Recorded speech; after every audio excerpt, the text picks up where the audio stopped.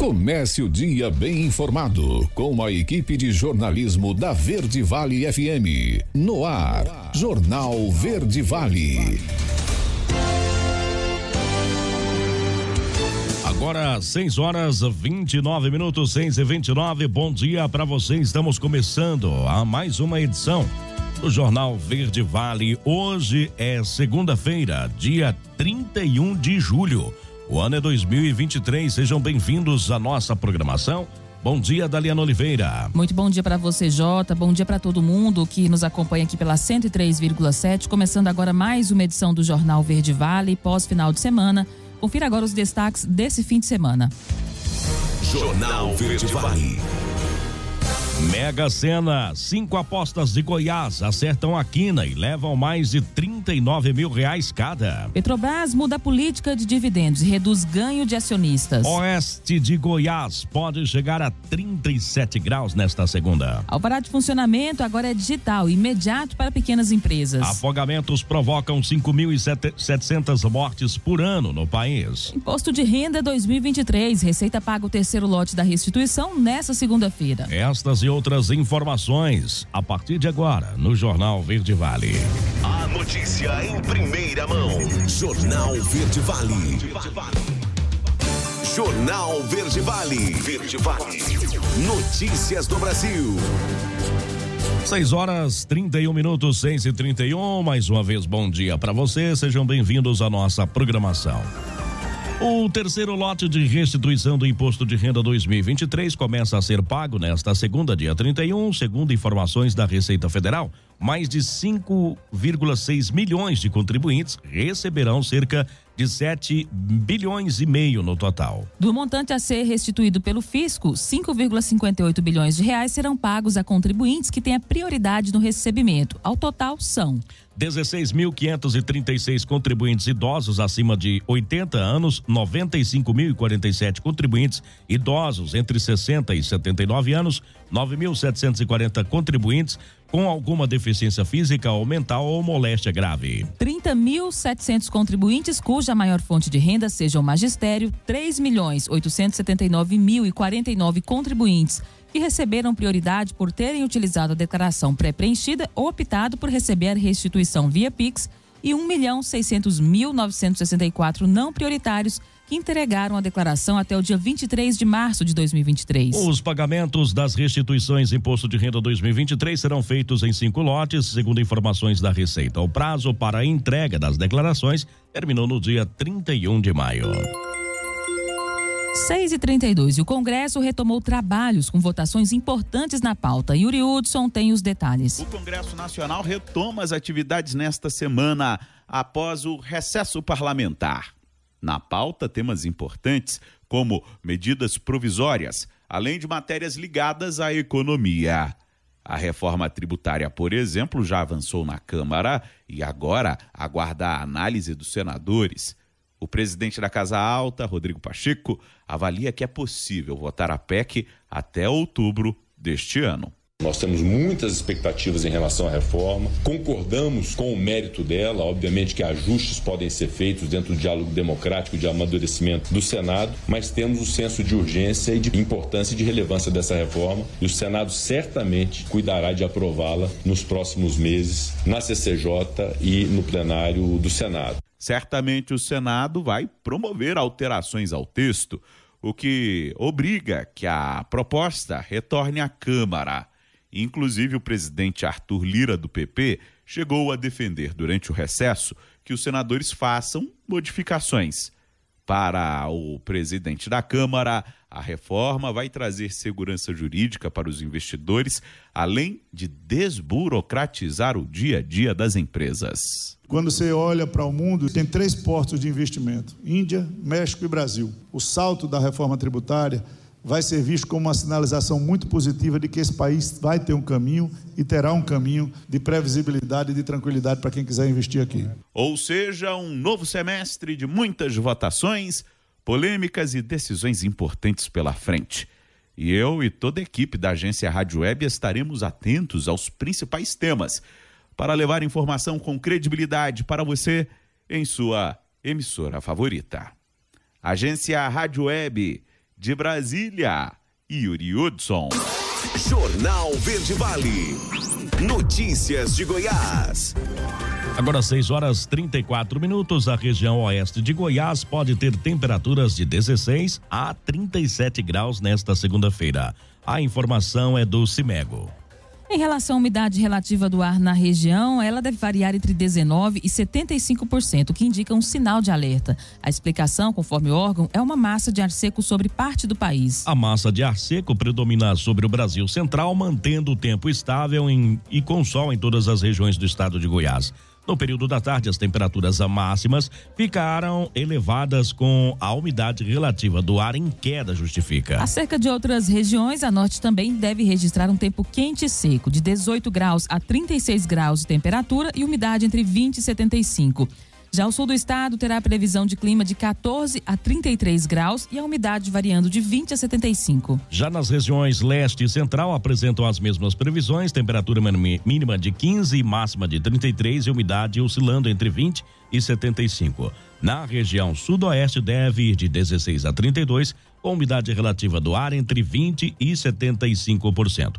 Aqui na cidade de Mineiros, a previsão para hoje, segunda-feira, é sol com algumas nuvens e não chove. A mínima 16, a máxima 31, a umidade relativa do ar entre 21 e 65%.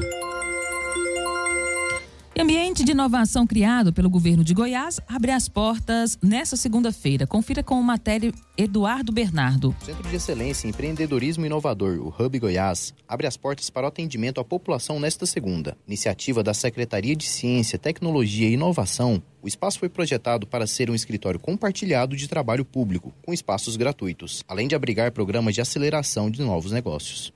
Durante a abertura oficial, serão apresentadas as formas como a população poderá acessar de forma gratuita o espaço. Na ocasião, também serão apresentados os serviços oferecidos no Hub Goiás, como as políticas de incentivo à inovação e ao empreendedorismo. Ainda nesta segunda, será anunciado o início do processo seletivo para as empresas e startups que também usarão o espaço para produzir e gerar oportunidades para a população goiana. Serão 4,5 milhões de reais para incentivar e acelerar novos negócios no estado nos próximos 3 anos. O objetivo é incentivar o ambiente de inovação em Goiás para inserir o estado no cenário tecnológico e inovador do mundo. O Hub Goiás está localizado na rua 261, número 609, setor leste universitário, em Goiânia. De Goiânia, Eduardo Bernardo, da agência Cora de Notícias. Jornal Verde Vale. Esportes. 6h37. Goiás e Grêmio empatam no encerramento da 17ª rodada do Campeonato Brasileiro na Serrinha, em Goiânia. O Esmeraldino abriu o placar com o estreante Matheus Babi já no segundo tempo, mas o tricolor foi buscar o empate com o André nos acréscimos. Os dois atacantes entraram no decorrer da partida e marcaram de cabeça em jogadas de escanteio. No geral, o Goiás teve uma atuação mais regular e mostrou por que está em reação na Série A. E já o Grêmio, mesmo com pouca inspiração e com Soares apagado, foi premiado por não desistir e buscar o gol até o fim da partida. Líder Botafogo e Palmeiras goleiam na rodada do Brasileirão. Alain Barbosa traz os detalhes para você. Palmeiras conquistou a segunda vitória seguida após uma série de resultados negativos no Brasileirão. A vitória por 4-1 sobre o América em pleno estádio Independência garantiu a terceira posição na competição para o Verdão, com 31 pontos, os mesmos do Flamengo, vice-líder, que venceu o Galo Mineiro no mesmo Independência por 2-1 no sábado. A rodada foi sem vitória para os mineiros. No sábado, o Cruzeiro ficou no empate em 3-3 com o Atlético Paranaense, na Arena da Baixada. A outra goleada da rodada aconteceu no tapetinho do estádio Newton Santos, onde o líder absoluto do Brasileirão deste ano, o Botafogo, venceu o Coritiba também por 4-1. Artilheiro isolado do campeonato com 13 gols, Tiquinho Soares marcou 2 de cabeça. O time volta a campo na próxima quarta-feira pela Sul-Americana e o técnico Bruno Lage diz que colocará em campo os jogadores que tiverem condições de jogo e dentro da estratégia para a vitória. Nós, treinadores, queremos meter sempre a melhor equipa a todo momento, e a melhor equipa depende de muita coisa, da forma como o jogador recupera. Nesta equipa nós temos alguns jogadores que 24 horas depois do jogo já querem treinar, há outros que demoram 48 horas para estarem disponíveis para treinar. A idade deles é importante, a posição e o desgaste que eles têm ao longo do jogo é importante. O adversário também é importante para nós percebermos quais são os melhores jogadores para jogar. A equipa tem feito isso, essa é a minha forma de trabalhar. Eu vou olhar para eles e vou perceber quem está disponível, dos 28 jogadores que tenho, para apresentar uma equipa competente e que consiga vencer o próximo jogo. 100 vitórias para os times do Rio Grande do Sul na rodada. O Grêmio empatou em 1-1 com Goiás em Goiânia e o Internacional perdeu em pleno Beira-Rio para o Cuiabá por 2-1. O time do Mato Grosso fechou a rodada na 9ª posição com a 3ª vitória seguida no campeonato. Nos outros jogos da rodada, o São Paulo empatou sem gols com o Bahia no Morumbi. O Bragantino emplacou 3-0 no Fortaleza em pleno Castelão. E o Fluminense manteve o Santos na crise com vitória por 1-0 no Maracanã. Já o Corinthians deixa o clima mais ameno após vitória por 3-1 sobre o ainda lanterna Vasco da Gama. Agência Rádio Web, produção e reportagem, Alain Barbosa. Jornal Verde Vale. Agronegócios. 6h40 agora. E a sexta-feira chegou ao fim com preços futuros do milho contabilizando movimentações negativas na Bolsa Brasileira. As principais cotações recuaram até 2,1%, flutuando na faixa entre R$ 55,90 e R$ 67,71 e acumularam. O vencimento setembro 23 foi cotado a R$ 55,90, com desvalorização de 2,10%. O novembro 23 valia R$ 59,96, com perda de 1,66%. O janeiro 24 foi negociado por R$ 63,78, com queda de 1,76%. O março 24 teve o valor de R$ 67,71, com baixa de 1,11%. No acumulado semanal, os contratos futuros do cereal brasileiro contabilizaram perdas de 2,24% para o setembro 23, 1,79% para o novembro 23, 0,81% para janeiro 24, além de alta de 0,46% para o março 24. Isso em relação ao fechamento da última sexta-feira. A notícia em primeira mão. Jornal Verde Vale. Jornal Verde Vale. Verde Vale. Notícias do Brasil. 6h54 agora, já de volta com o segundo bloco do Jornal Verde Vale dessa segunda-feira. E 5 apostas de Goiás acertaram a quina na Mega Sena, no sorteio feito no último sábado, dia 29, e faturaram R$ 39.221,73 cada. Ninguém acertou as 6 dezenas do concurso 2.616 e o prêmio total acumulou. As dezenas sorteadas foram 6, 16, 23, 35, 38 e 49. As apostas foram das cidades de Cristalina, Goiânia, Inhumas e Itapuranga. Olha, segundo a Caixa Econômica Federal, das apostas ganhadoras da quina em Goiás, uma de Goiânia foi um bolão com 6 cotas. As demais foram apostas simples. A Caixa ainda informou que, ao todo, 103 apostas fizeram 5 acertos. Já 4 acertos, 6.817 apostas receberão R$ 846,58 cada. 6h55 agora. E a Petrobras divulgou na sexta-feira uma nova política de distribuição de dividendos, parcela dos lucros distribuídas aos acionistas, definida após uma reunião do Conselho de Administração da companhia. Percentual de remuneração caiu de 60% para 45% do fluxo de caixa livre, dinheiro à disposição no caixa.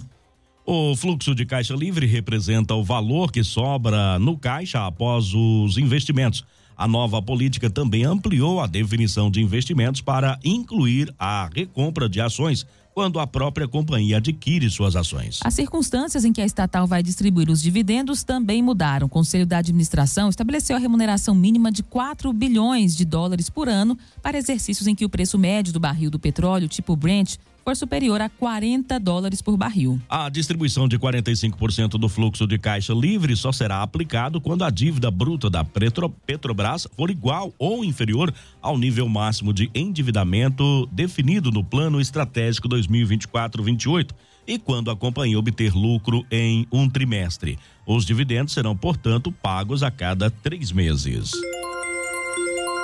6h56. E volta às aulas exige uma atenção com doenças respiratórias. Confira as dicas nessa matéria de Rafael Ferri. O mês de agosto é marcado pelo retorno às aulas. Apesar de ser um momento alegre para as crianças, pais e professores precisam ficar atentos às doenças sazonais, ou seja, aquelas que possuem uma tendência maior de acontecerem em determinada época do ano. Para o presidente da Sociedade de Pediatria do Rio Grande do Sul, Sérgio Luiz Amanteia, as doenças respiratórias são muito comuns entre as crianças. O médico pediatra explica que o ambiente de sala de aula é um local propício para a troca de vírus entre as crianças. As doenças virais, elas podem se transmitir de pessoa para pessoa pela proximidade, elas podem se transmitir de pessoa para pessoa pelo contato. Eu entro em contato com algum ambiente ou algum instrumento no qual esteja contaminado com vírus, levei minha mão na boca, levei minha mão no olho, isso aumenta o risco de contaminação.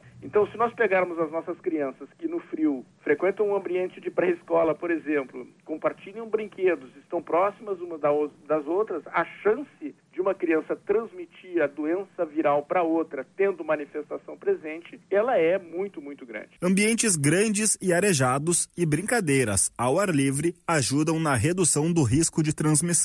Lavar as mãos e a constante higienização de brinquedos contribuem para que o risco diminua, além da vacinação em dia, como explica o médico pediatra Sérgio Luiz Amanteia. A obediência ao calendário vacinal é um fator importante para diminuir a ocorrência dessas doenças. Nós temos uma série de vacinas que são disponibilizadas dentro da rede pública e na rede privada que tem uma ação direta sobre a diminuição da frequência. Para te dar um exemplo, influenza, vacina pneumocócica, vacina para hemófilos, são vacinas que nós fazemos e que essas vacinas impactam diretamente na frequência dessas doenças respiratórias. Caso a criança apresente sintomas como tosse, espirro ou febre, é recomendável que ela fique em casa para evitar uma nova transmissão. A Agência Rádio Web, produção e reportagem, Rafael Ferri.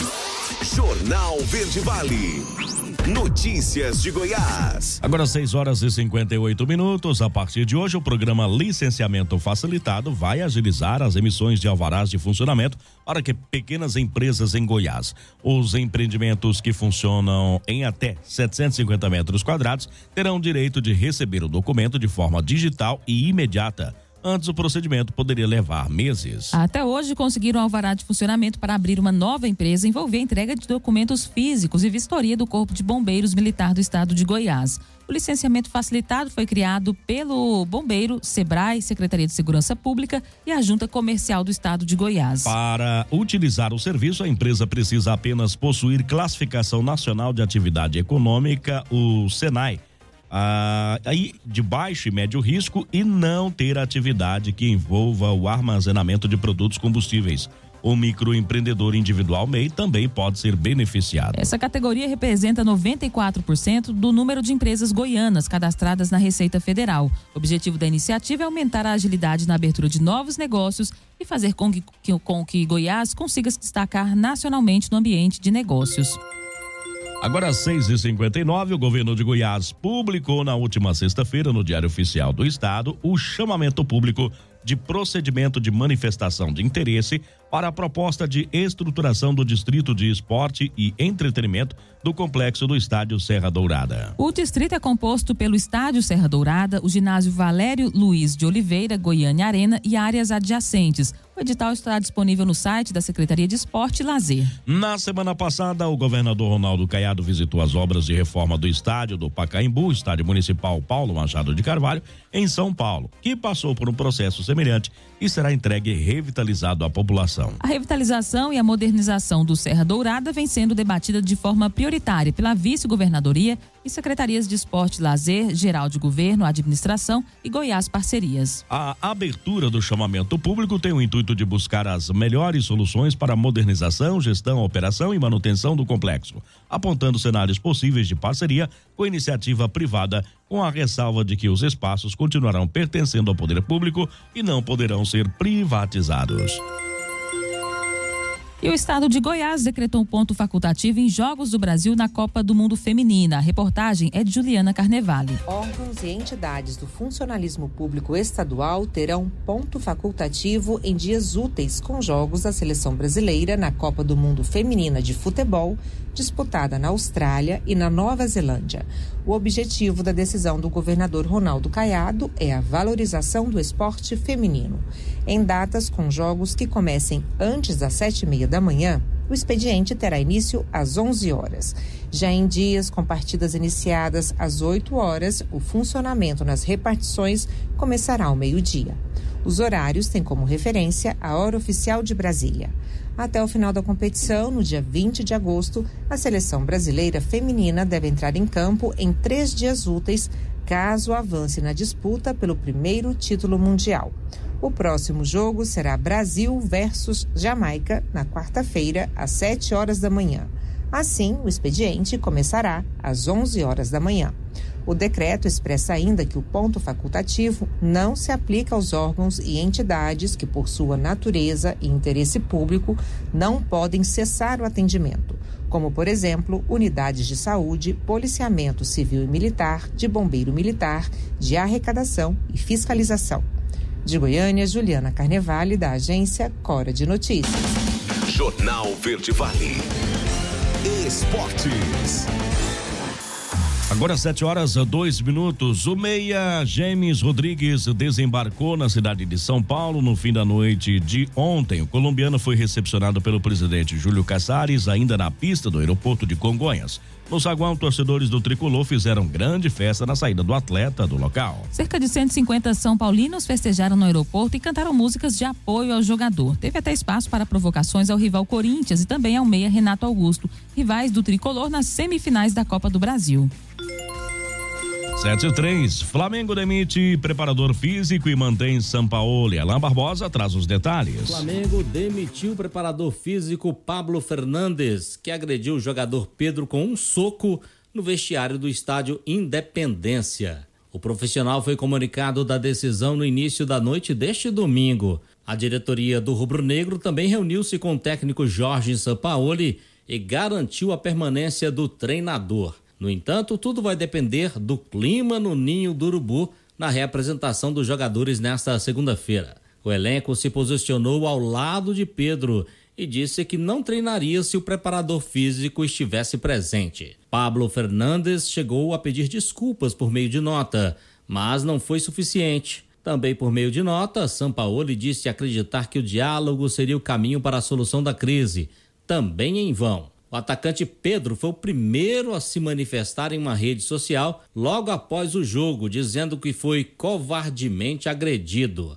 Mas também trouxe à tona outro problema. Segundo o jogador, ele vem sofrendo psicologicamente dentro do clube. A diretoria do Flamengo não soltou nenhum pronunciamento até a noite deste domingo. Outra situação a ser discutida nesta segunda-feira é sobre a permanência ou não do filho do preparador demitido, o auxiliar Marcos Fernandes. O Flamengo entra em campo na próxima quinta-feira no Maracanã contra o Olímpia do Paraguai pelas oitavas de final da Libertadores da América.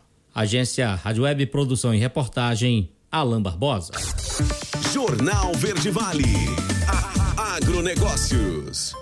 7h04 agora. E a última sessão da semana fechou com baixas fortes para a soja negociada na Bolsa de Chicago, com principais posições perdendo entre 13,75 e 44,75 pontos, levando agosto a $14,87, novembro $13,82 por bushel. As perdas mais intensas continuam a ser observadas nos contratos mais próximos, uma vez que entre os dias de alta a movimentação foi semelhante.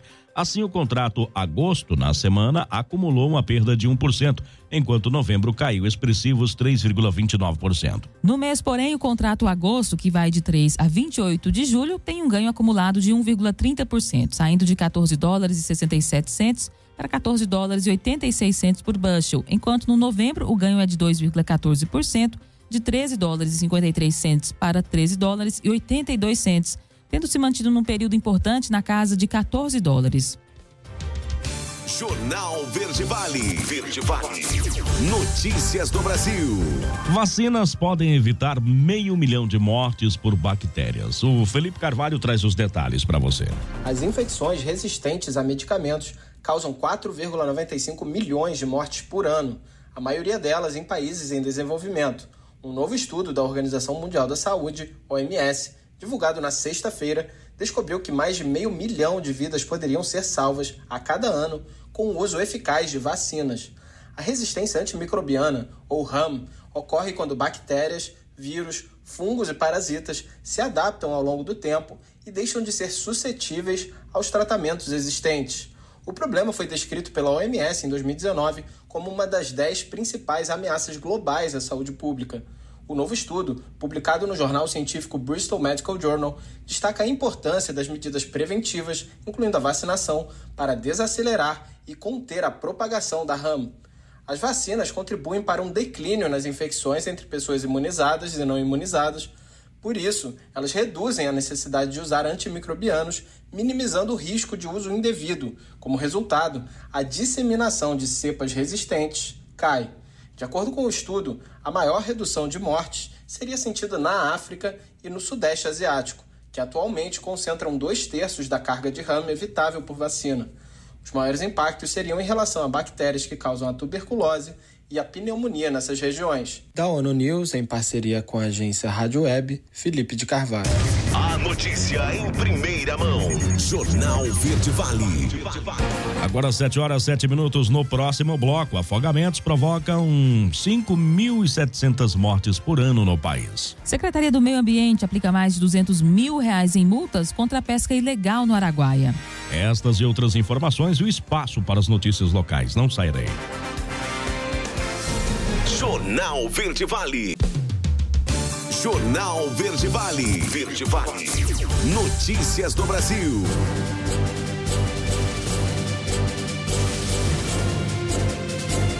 Agora 7h14, 7h14, estamos de volta com o terceiro e último bloco aqui do nosso Jornal Verde Vale. Praias, rios e piscinas são lugares de diversão, mas todo cuidado é pouco. Os afogamentos são a causa de 5.700 mortes por ano no país. Segundo a Sociedade Brasileira de Salvamento Aquático, a Sobrasa, em Balneário, rios e piscinas. Para se ter uma ideia, segundo o Corpo de Bombeiros do Amazonas, que atende em média de 35 a 40 ocorrências de afogamento por ano, a maior parte dos casos decorre de imprudência dos banhistas. Bombeiros Salva-Vidas de Manaus, cidade famosa pelas praias fluviais, Cabo Guaraci, dá dicas que ajudam a prevenir o risco de acidentes. Tudo começa antes do afogamento, quando a pessoa se afasta da área de segurança, mistura bebida alcoólica com água, desobedece às placas de sinalização. Esses são os principais erros que levam a pessoa a se afogar, diz o salva-vidas. Para ele, a prevenção é o melhor caminho para evitar ocorrências.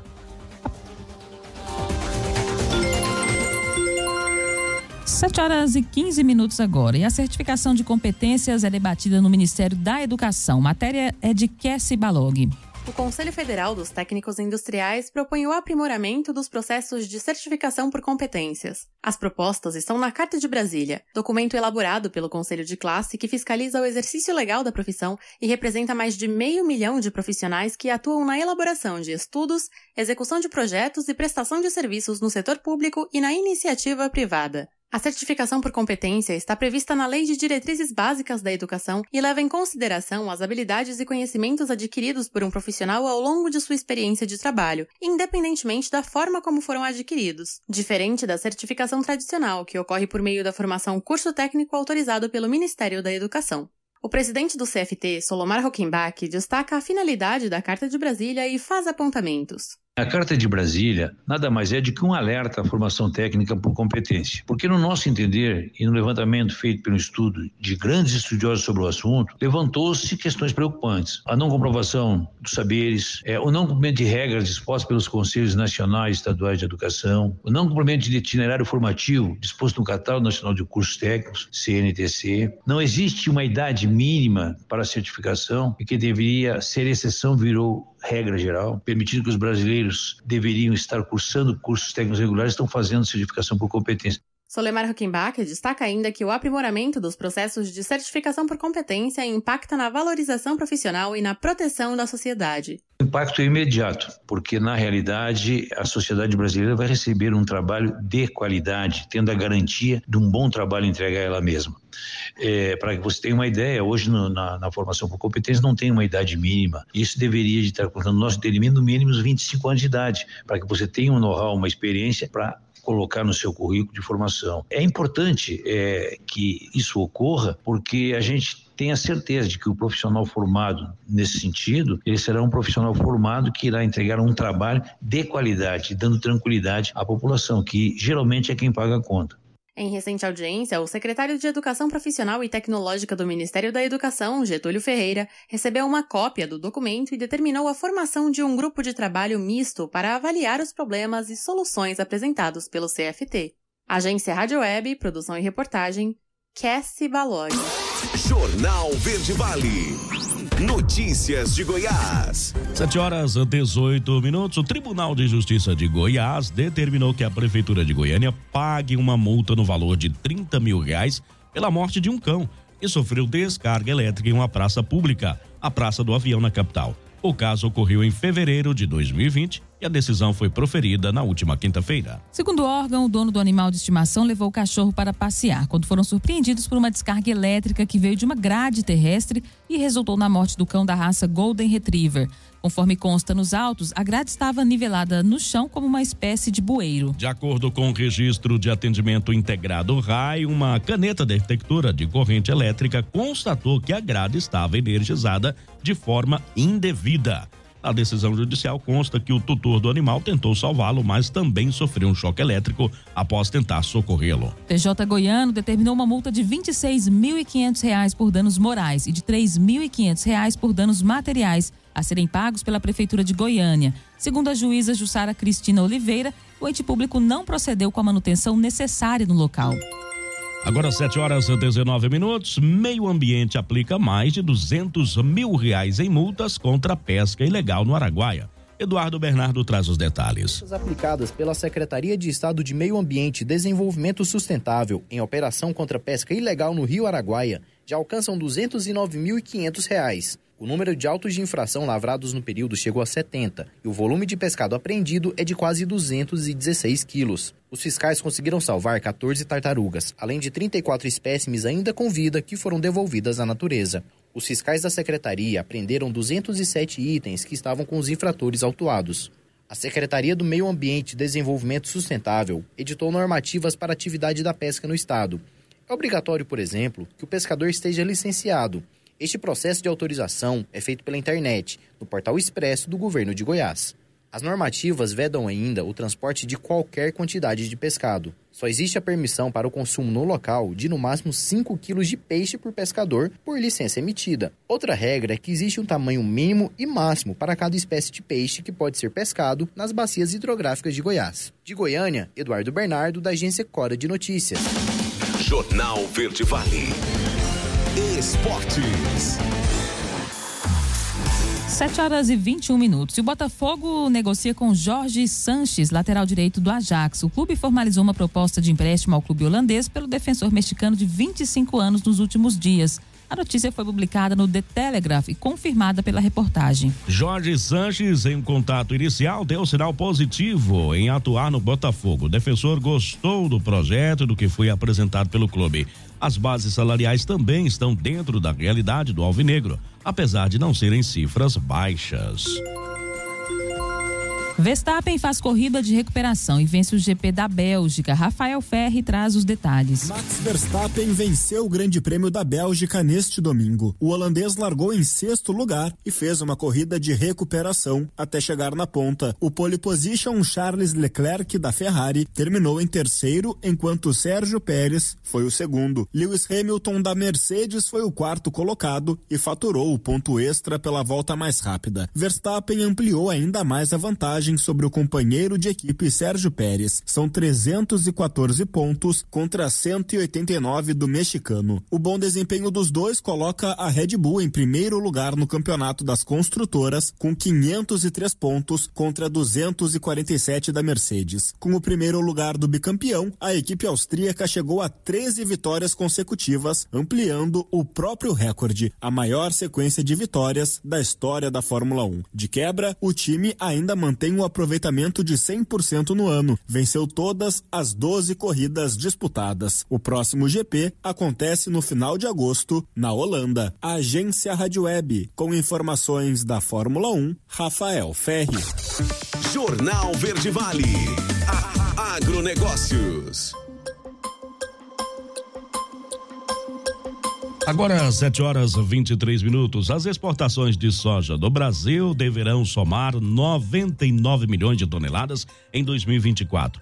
Alta de 4% ante a 95 milhões de toneladas indicadas para 2023, projetou na última sexta-feira a Safras e Mercado. A consultoria indicou ainda o esmagamento de 55 milhões de toneladas de soja em 2024 e de 53,4 milhões de toneladas em 2023, elevação de 3% entre uma temporada e outra. A oferta total da oleaginosa está prevista para aumentar 7% no próximo ano, para 171,531 milhões de toneladas, enquanto a demanda deve crescer 4% para 157,7 milhões de toneladas, provocando uma elevação de 70% dos estoques finais a 13,831 milhões de toneladas.